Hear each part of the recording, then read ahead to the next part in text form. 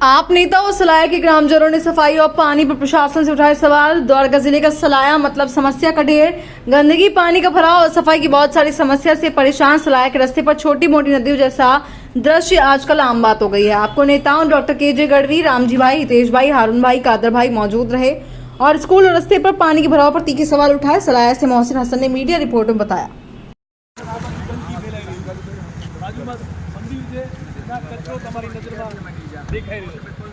સ્વચ્છતા ઉપર ભાષણ આપતી સરકાર અને ખોટા ખર્ચા કરતી સરકારને આ ધ્યાનમાં આવતું નથી। અમે હમણાં ચીફ ઓફિસર સાહેબને વિનંતી કરી, આજની તારીખમાં તેમણે કીધું કે નહીં, આખું શહેર સ્વચ્છ છે, સ્વચ્છતાનો કોઈ પ્રશ્ન નથી, ગંદકીનો કોઈ પ્રશ્ન નથી।